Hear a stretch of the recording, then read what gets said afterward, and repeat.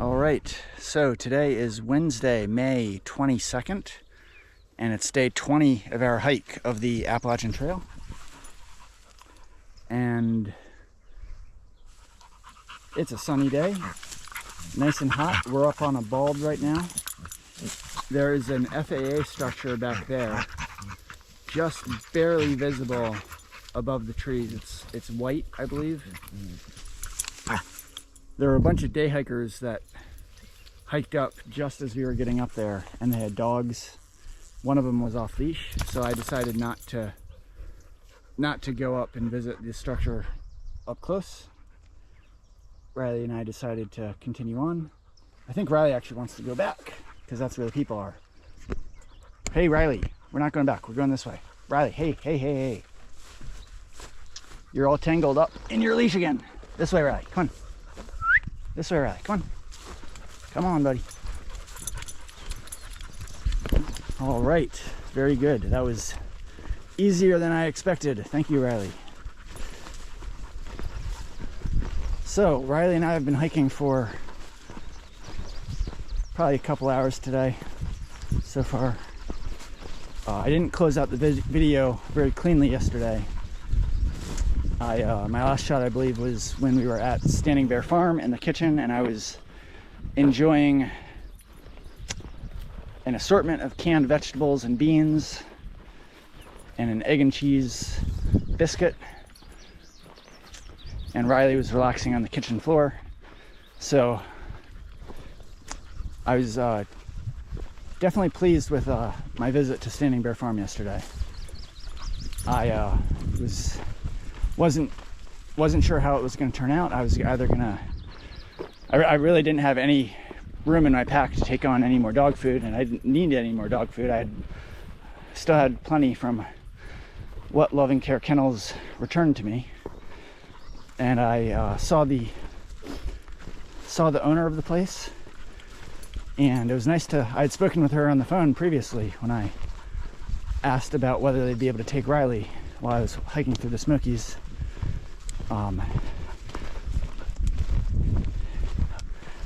Riley is tugging on me. You're tugging on me, Riley. Why are you tugging on me, Riley? This is a nice campsite here.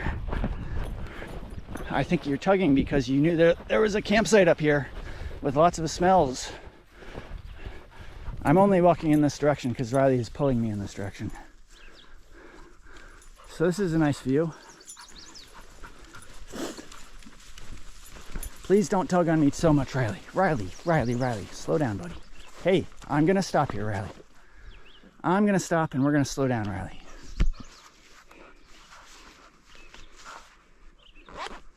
Hold up, buddy. Hold up, Riley.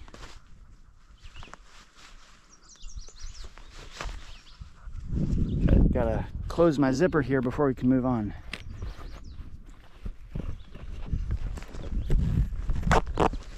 Okay. Riley. Hey, let me get in front here, okay? Okay, thank you. Okay, so I got to Standing Bear Farm yesterday, eventually, after picking up Riley at Davenport Gap.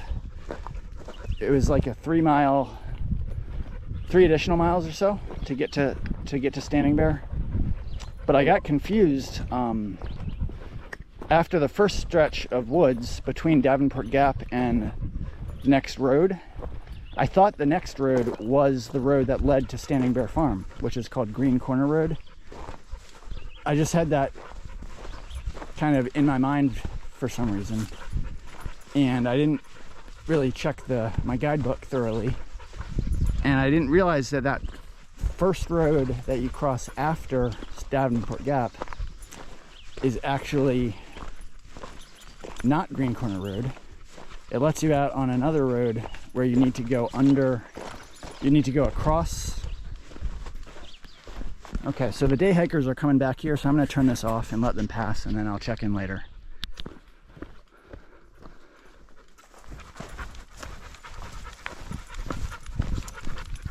Hey, buddy. All right. It's been a while since I checked in earlier in the day. Riley's hiking behind me. We're going at a good pace, I would say. And we are approaching the relatively famous place in the AT known as Max Patch, which is a big grassy bald with, I think, really good views. And on a nice sunny day like today, it's supposed to be just a really, really pleasant place to be. I think we're not imminently close, but we passed a place called Brown Gap a while back, and from there we were 3.5 miles from Max Patch, and we've been hiking for a good while, so we're definitely getting close.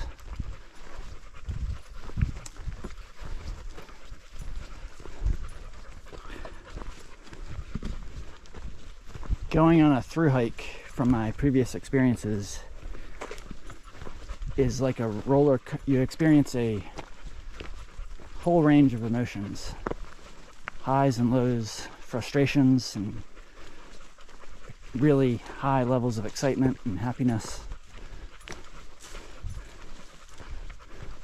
Today's the first full day I've had Riley back with me since before the Smokies. And it's been a challenging day for me. Just nothing like physical. Well, I mean, nothing serious in terms of like injury or anything, but just challenging emotionally for me. Not because like I'm just so elated to have Riley back, which, you know, I am happy to have him back, but I mean, for one thing, I mean, it's just I guess various things. So one thing is that it's been a warm day today. Not like super hot, but definitely on the warm side. And so I've been really conscious of trying to make sure Riley doesn't overexert himself, because he doesn't do well in the extreme heat. And but like right now he's got a good pant going, and he's been panting. I mean, it's just because he's exercising, but he's been panting most of the time that he's been hiking, and he tends to overexert himself, especially when there's other people around and there's hikers in front of us. So we've taken several breaks, but oftentimes when we take the breaks, he doesn't want to take the breaks. Like, we'll be lying down or just sitting at a campsite, and I'm kind of waiting for others who may have passed by to get further ahead of us. And Riley knows they're ahead of us, and he starts like whimpering because he wants to get going to chase after him. And it's almost like it's the same type of whimper when we're not on trail and we're just inside and he wants to go out for a walk. He sometimes whimpers or just expresses his dissatisfaction with not being able to go outside. And it's a very similar sound that he makes, even though we're already outside.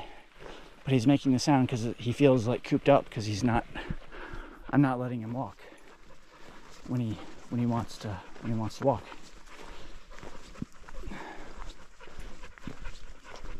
Anyway, so I guess the range of emotions I'm describing is just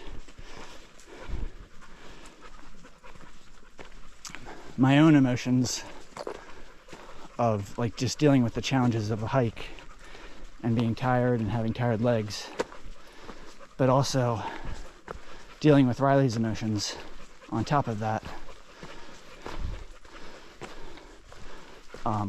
Like in particular when we're not matching our pace well.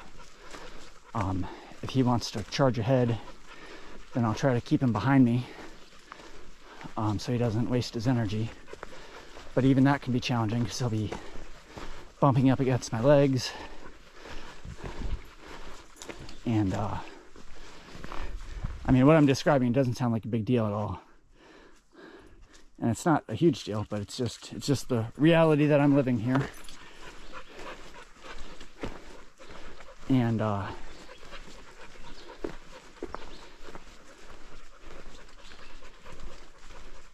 mean, overall, like, Riley and I are good. We're healthy. We're not injured. We're hiking well. We have enough food and water. All of our needs are met. We're making progress. But the hiking is still hard. The trail since we got out of the Smoky Mountains, I would say the terrain is definitely easier. Like just looking at the trail here, it's a pretty easy trail here. I mean, it's dirt. There's lots of leaves, or just a few leaves and a few roots, not many rocks. The terrain in the Smokies was far rockier, far easier to make a misstep and trip. So that's definitely a plus. But since coming out from Standing Bear yesterday, there's been several significant, there's a significant upward stretch leaving Standing Bear, and then since getting up that initial ascent, which was earlier today, there's been several steep declines and other ascents. All right, we got a little landmark here. So this is, hold up, Riley, let's check this out. Cherry Creek Trail, going that way. That does not look like much of a trail. There's various like side trails that lead off the AT. And yeah, so this is apparently called Cherry Creek Trail. And if that sign were not there, I would not realize that were an actual trail. It just looks like something that might be leading to a campsite. Hey, Riley, you are tugging too much. Let's get you behind me here. Thank you. Okay.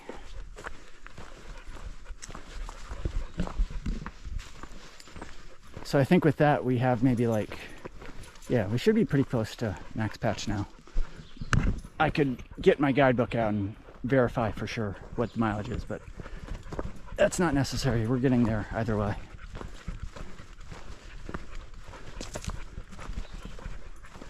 So I mentioned before Riley went into the kennel. This is like a little detour here. Riley, this way. Hey, Riley, hey. Let's go this way. Hold up. Slow down, Riley. Slow down, Riley. Slow down. Slow down, Riley. Slow down. Me first, Riley. Me first. Yeah, so I mentioned before Riley went into the kennel, before I went into the Smokies, that he had a paw issue. Like on his left front paw, one of his pads had a kind of a little cut, I guess. And I noticed it a few days before getting to Fontana Dam, and I tried to give him some extra breaks, and but I also noticed that he seemed to be walking pretty much okay with it. But I did mention it to the lady who picked him up from the kennel, and then yesterday when she dropped him off to me, she mentioned that he did very well at the kennel, and she looked at his paw again before dropping him off, and she said like his paw looked pretty much back to normal. And yesterday and today he's been hiking very well. He hasn't had any issues, so he seems fully recovered, so that's a good thing. I'm considering getting some dog booties at the Outfitter in Hot Springs if they sell them, as an insurance plan in case he has some recurring paw issues. Riley does not like to wear dog booties, and I would prefer for him to just walk without dog booties since he prefers that. But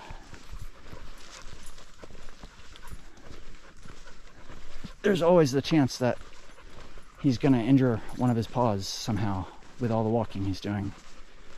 So I'm thinking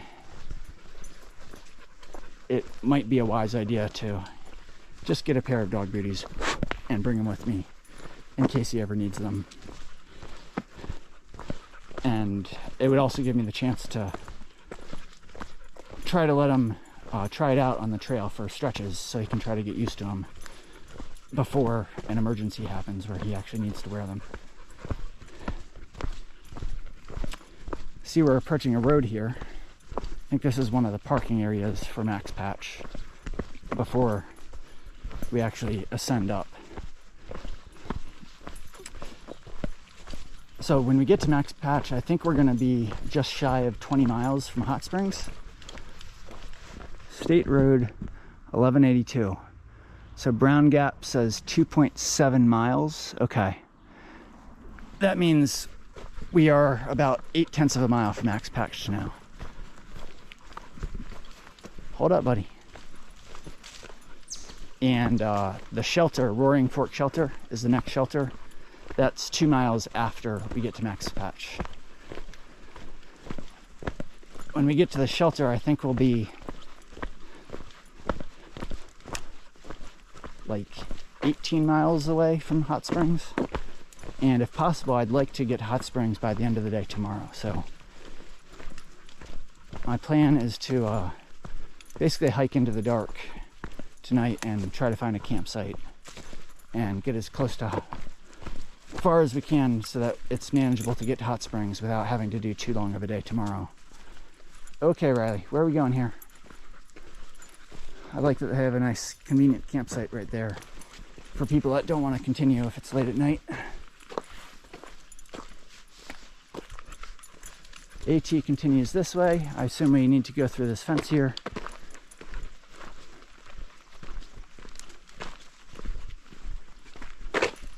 Hold up, buddy. All right, so I'm going to put the camera away and maybe check back in when we get up top to Max Patch.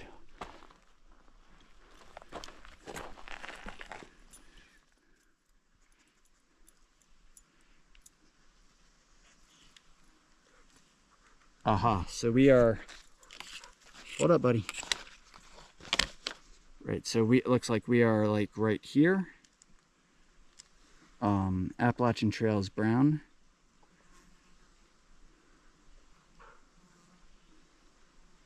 So that would mean we're right here. And then we're gonna follow up here. And go all over Max Patch Mountain. Cool. All right, we'll check in later.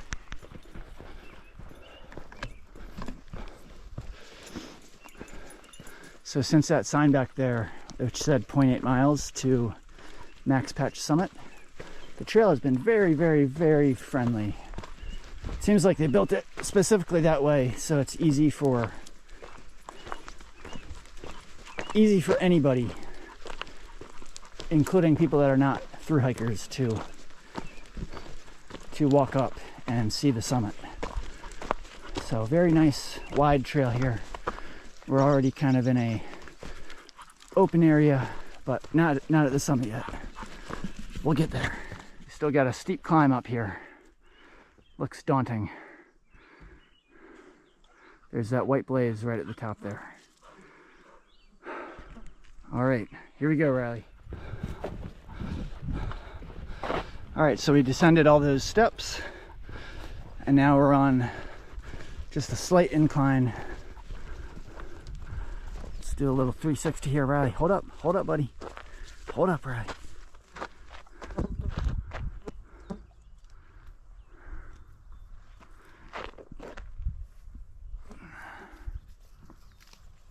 And there we go. Okay. just a big grassy field for Riley to eat lots of grass in.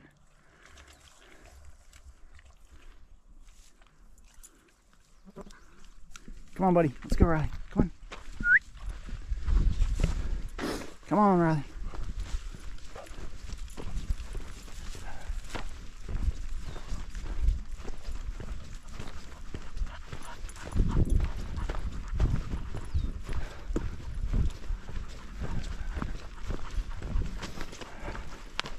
I can see that there's lots of grass clippings on the trail, and when we were coming up the steps earlier, there were lots of grass clippings, so it seems like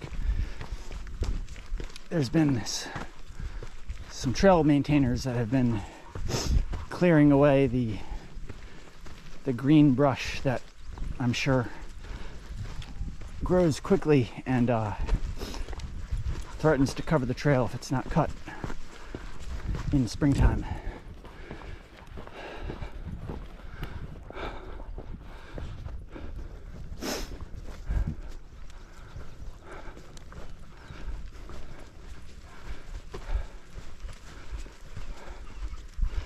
It's nice that it's not raining today, or threatening to rain. Just a nice, pleasant day.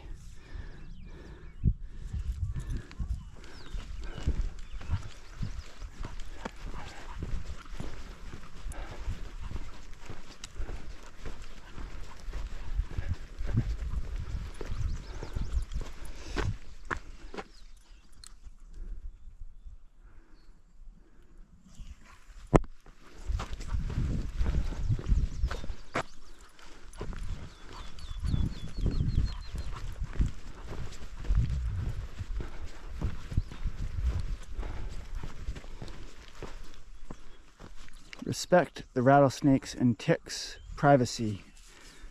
Please stay on the trail.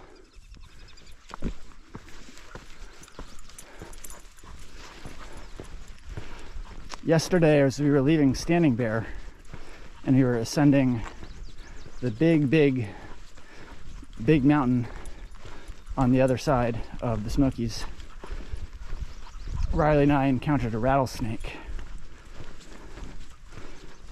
I didn't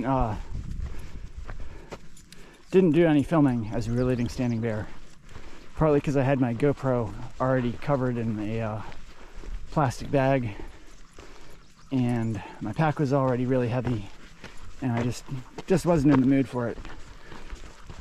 Just wanted to have a clean hike and find a campsite without any issues.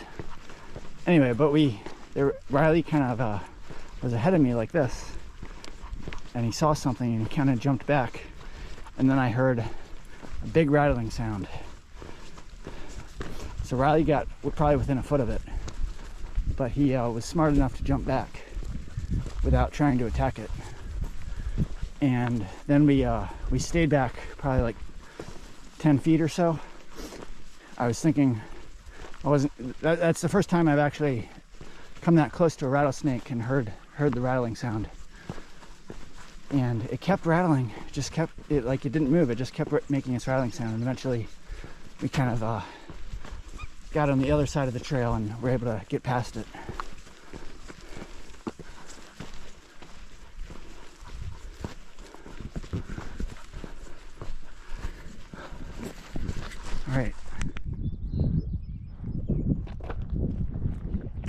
All right, so we are descending on the other side of Max Patch here. Gorgeous views of the mountains in the background. This is actually a really cool view. I like how you can see all the different layers of mountains, and each different layer has a different shade of color. It's very nice. This is definitely a hugely popular tourist area. So we're still getting down the other side of Max Patch. And I didn't mention actually that when we were at the summit, as I was coming up, I turned the camera off because I saw a couple and they had a dog with them. So I wanted to put the camera away so that I could control Riley better, especially since they had another dog. But they had the other dog on leash, which was good. He was an English pointer. he had black and white spots. I actually thought he was a Dalmatian at first.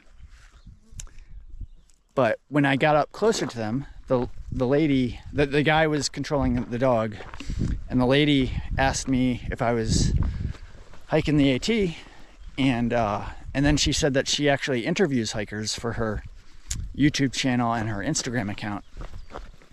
And she just asks them to explain what their trail name is and how they got their trail name. So I was glad to let her interview me, along with Riley here. Come on, buddy, let's go. Come on. And I actually don't think I've explained on this channel how I got my trail name. I know I've said it's Van Gogh, but since I don't think I've explained it, I might as well do so. It's a little past 7 o'clock, by the way, right now, so it would be good if we could keep moving, Riley, so that we can get a good, at least get to the next shelter and maybe get a tent site a little beyond that. But anyway, so my trail name, Van Gogh, I got when I did my first section hike of the AT in 2017, when I hiked from Amicalola Falls State Park, doing the approach trail up to Springer, and then made it to as far as John's Hollow Shelter, which is just past Glasgow, Virginia. And then I eventually hiked back to Glasgow and got off the trail there. Okay, so I will continue this. Riley is doing his business here, and I'm going to clean it up. All right, we are back here, back hiking, descending the other side of Max Patch. And I was in the process of explaining how I got my trail name, Van Gogh. And so it was the first year that I did a section hike of the AT up to Glasgow, Virginia, which is around mile 785 on the trail. And when I got to Hot Springs, which coincidentally I am approaching right now, I hope to get there tomorrow. When I got to Hot Springs, I stayed at a hostel called Elmer's Sunnybank Inn. And I was excited to stay there because I saw that the owner, named Elmer, he cooks organic vegetarian meals for his guests. I just saw that in my guidebook as I was approaching, so I decided to stay there. And I absolutely enjoyed my time there. I just stayed one night there, but the room, I believe, was like $25, and it was a very nice house, very well furnished. And the meal he prepared, it was like, gosh, there's a lot of bugs flying right now, and they're trying to get into my eyes, so I'm just trying to defend my eyes as I talk. But yeah, so I was saying I think there were like 3 other hikers, or maybe 4, who were present at the dinner that first night that I was there in 2017. And he prepared the dinner at like family style, so we all kind of just took our share of the big plates that he had prepared, and he prepared enough so that it was basically an all-you-can-eat dinner. And it was like a 4-course meal. He like had an appetizer, and then a salad, and a main course, and a dessert. And it was just a huge treat. Extremely delicious, certainly memorable meal. Really enjoyed my time there. And after dinner, there was I just decided to go into the living room and hang out with the other hikers there. And we were all sitting in one of Elmer's comfy chairs. And I was sitting in a corner that was closest to the kitchen. Nice campsite here. Riley, let's continue on the trail, buddy. Yeah, so I was sitting in one corner, and I happened to be sitting under a portrait of Van Gogh. And the other hiker who was sitting in the other corner, I remember his name was I think his name was Eddie. He had some kind of a trail name that went along with his name, Eddie. Riley, come on, buddy. What? What? Okay, so I'll just finish the story here. And anyway, so we were talking, and then at one point I think he asked some other people if they thought I looked like Van Gogh. And anyway, he ended up suggesting the name Van Gogh to me because he thought that I looked like Van Gogh. So for some reason, Riley has decided to walk south now on the trail. So I'm gonna disallow this. We cannot walk south, Riley. We cannot walk south. This is not allowed. We can walk south only for a very, very short distance, and we've maxed out our distance. Anyway, so yeah, so Eddie suggested the name after seeing that Van Gogh portrait above me, and he thought I looked like him. And so I didn't have a trail name at that point, so I was happy to accept one that made sense and that was suggested to me. But the other reason I liked it is because I remember when I was a kid in school, and I think in art class there was a portrait of Van Gogh, and I remember some of my classmates telling me that they thought that my dad looked like Van Gogh. And so this was the first time that, and I still remember that, and so this was the first time that someone had said that I looked like Van Gogh. So it was kind of a cool connection between myself and my dad. So I was happy to take on the trail name, and that's how I got it. And that's what I explained to the lady at the top of Max Patch when she interviewed me. I believe her Instagram account is called Trail Name Tales. And so my interview with her should be on that Instagram account. So yeah, just wanted to explain that. And Riley and I'm going to try to convince Riley to hike north now instead of the direction. He wants to go back up to Max Patch, but that would take away from our goal of going north, Riley. So we'll check in later. All right, so we are approaching Roaring Fork Shelter, pretty close, and I just saw this tree here that is super, super rich in mushrooms. So that's the underside of the mushrooms, and then there's more mushrooms there, and then there's all these mushrooms on the side. And I believe these mushrooms are called chicken of the woods. It looks almost like a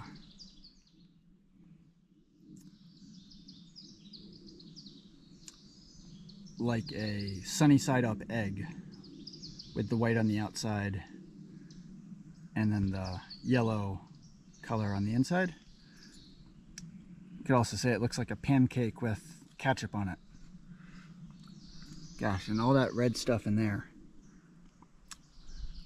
When I see trees like this, it makes me want to learn how to collect them and eat them with a cook set.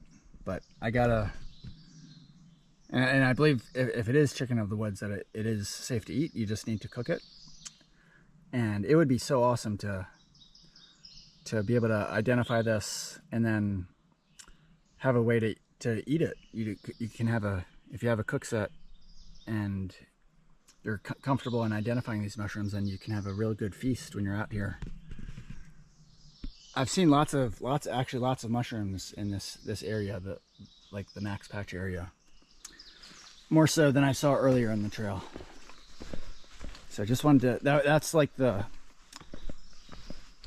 most mushrooms I've seen so far on a single tree. Riley is excited to go forward. All right, we're back. I just want to close out the day's video. So Riley and I are in our tent now, and we made it to Roaring Fork Shelter, but we decided to push on a little past so we could get a little bit closer to hot springs.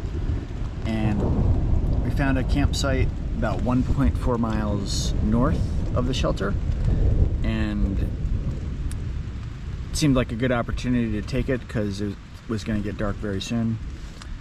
So we got here about 8:30, a little after 8:30, and got our tent set up, and now everything's in the tent. And it actually just started to rain and thunder. So that's a little concerning. In retrospect, it could have been a better decision to try to stay in the shelter. But we're here. At least we didn't get wet. And the mileage according to Far Out is 258.7. So that means we did 14.4 miles today. And we got off to a late start today, and I was feeling very tired. My legs were feeling very tired, especially as we needed to go up the ascents early in the day. But later in the day, after we kind of got over the majority of the steep ascents that we needed to do, and the ground started to level out, I started to feel much better, and Riley and I were able to hike with a good pace, and I was in a much better mood. So yeah, so I was saying, definitely glad that we're in our tent for the night, and we have about a little over 16 miles to do to get to Hot Springs tomorrow. So it'll be a full day for us tomorrow, but we should be able to get there as long as the rain doesn't prevent us. So we'll say good night. Hope everyone's doing well. Sorry. And we'll check in tomorrow. Bye.